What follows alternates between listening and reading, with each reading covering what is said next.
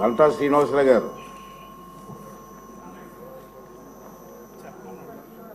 బుచ్చి చౌదరి గారు. టైం లేదు, ప్లీజ్ సహకరించండి. అధ్యక్ష, పార్టీలు మారినట్టు సీట్లు మార్చాలంటే కష్టంగా ఉంది కదా. సీట్లు అలాట్మెంట్ చేస్తే బెటర్ అని కూడా తమ సార్ అంతా మన హౌసే కదా. అయినా కూడా ఎవరు సీట్ వాళ్ళు వస్తే పార్టీ మారినట్టు మారాలంటే కష్టం కదా. Okay sir, okay sir. అధ్యక్ష, మంత్రి గారికి తమ ద్వారా విజ్ఞప్తి చేస్తూ ఉన్నాం. ఇవాళ ఆనందరావు గారు చెప్పినట్టుగా నాడు నేడు గత ప్రభుత్వంలో చేసిన నిర్వాహకం వల్ల బాగా ఉన్న స్లాబ్లు కూడా మళ్ళా వర్షం వచ్చే పరిస్థితి వచ్చింది. దాని మీద సమగ్ర విచారణ జరగాల్సిన అవసరం ఉంది. నాడు నేడులో ప్రాథమిక వైద్యశాలని అభివృద్ధి చేసేదానికి ఖర్చు పెట్టిన డబ్బులో చాలా దుర్వినియోగం అయింది. రెండోది, మాకు సంబంధించి మంత్రి గారి దృష్టిలో తీసుకొస్తా ఉన్నా, రాజమహేంద్రవరం రూరల్ నియోజకవర్గానికి సంబంధించి రూరల్ మండలంలో 2 లక్షల జనాభా సార్. ప్రైమరీ హెల్త్ సెంటర్ ఉంది ధవళేశ్వరంలో, కేవలం 10 బెడ్ ఉంది సార్. ప్రైమరీ హెల్త్ సెంటర్లో 10 బెడ్ ఉంది. పేపర్ మిల్ వారి సహకారంతో మేము ఒక బ్లాక్ కట్టిస్తే వాళ్ళు మంచాలు కూడా వేయలేదు సార్. కనీసం సౌకర్యాలు లేని పరిస్థితి ఉంది. దాన్ని దృష్టిలో పెట్టుకోమని మంత్రి గారికి విజ్ఞప్తి చేస్తున్నాం. కడియం మండలంలో ఉన్న పిహెచ్సికి నాడు నేడులో చేసిన పనులు అవకతవకలు జరిగినాయి. అక్కడ ఇవాళ కిడ్నీ వ్యాధిగ్రస్తులు పెరుగుతున్నారు సార్.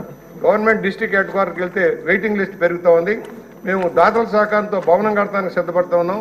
ఎక్విప్మెంట్ అంతా కూడా ప్రభుత్వం సమకూర్చి సిబ్బందిని కనుక సమకూర్చగలిగితే ఆ ఏరియాలో 2-3 నియోజకవర్గాలకు సంబంధించిన సెంటర్ ఏర్పడవుతుంది. దయచేసి దాన్ని పరిశీలన చేసి కడియంలో పిహెచ్సిని అభివృద్ధి చేయడం, ధవళేశ్వరంలో ఉన్న పిహెచ్సికి ఇన్ఫ్రాస్ట్రక్చర్ పెంచి వెయిటింగ్ టాయిలెట్స్, వెయిటింగ్ రూమ్లు పెంచాల్సిన అవసరం ఉందని తమ ద్వారా మంత్రి గారికి విజ్ఞప్తి చేస్తా ఉన్నాం. ధన్యవాదాలు సార్. టైం. ధన్యవాదాలు సార్. గౌరవ పీలేరు శాసనసభ్యులు అడిగారు. పీలేరులో ఇప్పటికే ఒక 100 పడకల ఏరియా హాస్పిటల్ ఉంది. కలికిరిలో జీవో గురించి వారు ప్రస్తావించారు. అయితే ఇక్కడ ప్రభుత్వంలో దగ్గర ఆ ప్రతిపాదన లేదు. గౌరవ సభ్యులు ఆ ప్రతిపాదన ఇచ్చారు కాబట్టి వాటి మీద ఖచ్చితంగా పరిశీలిస్తాం. అంటే ప్రతి జిల్లా ఏరియా హాస్పిటల్ కూడా ఒక డయాలసిస్ సెంటర్ని కూడా కేటాయించాల్సిందిగా వారు కోరడం జరిగింది. దాని మీద కూడా ఖచ్చితంగా పరిశీలిస్తాం.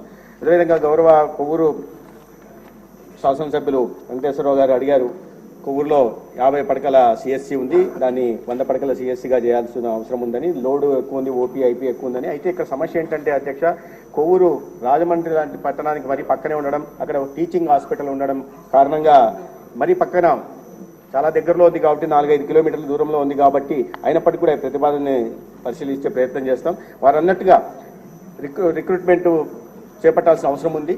ఇక్కడ ఈ ప్రతి చోట గ్యాప్స్ ఉన్నాయి అధ్యక్ష.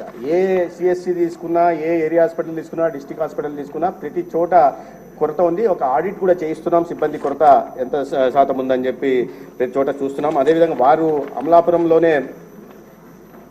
అమలాపురంలోనే ఉండాల్సిన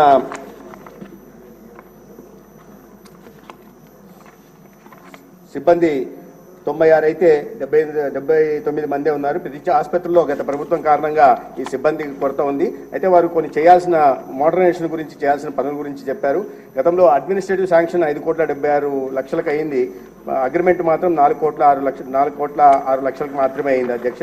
2,28,00,000 పనులు జరిగాయి. మిగతా ఇది కూడా మంజూరు చేసి ఏపీఎంఎస్ఐడిసి ద్వారా త్వరితగతిన పనులు పూర్తి చేసి వచ్చే సంవత్సరంలో, ఈ సంవత్సరం అంతం లోపల వాటిని పూర్తి చేసే ప్రయత్నం చేస్తాం అధ్యక్ష. అదేవిధంగా గౌరవ సభ్యులు ఎమ్మిగనూరు శాసనసభ్యులు అడిగారు, మరి ఇటువంటి చాలా విచిత్రమైనది చెప్పారు వారు. ఓపీ రూమ్ లేదు, ఓటీ రూమ్ లేదని ఏరియా హాస్పిటల్లో. ఇటువంటి చాలా గత ప్రభుత్వంలో మాయలు మర్మాలు చాలా జరిగాయి అధ్యక్ష. వాటిని సరిచేసే ప్రయత్నం చేస్తాం. అందుకని ప్రతి ఆసుపత్రి వారిగా ఆడిట్ చేస్తున్నాం. మౌలిక సదుపాయాల ఆడిట్, అదేవిధంగా సిబ్బంది ఆడిట్ కూడా చేస్తున్నాం. ఏపీఎంఎస్ఐడిసి ద్వారా వాటిని పనులు పూర్తి చేసే ప్రయత్నం చేస్తాం. అదేవిధంగా ఎన్ఏవిహెచ్ ప్రమాణాలకు తగిన విధంగా కూడా ఆసుపత్రులు తీర్చిదిద్దడం మీద వారు చెప్పారు. దీన్ని కూడా పరిగణలోకి తీసుకుంటాం. అక్కడ కూడా 23 పోస్టులకు గాను 6 వేకెన్సీస్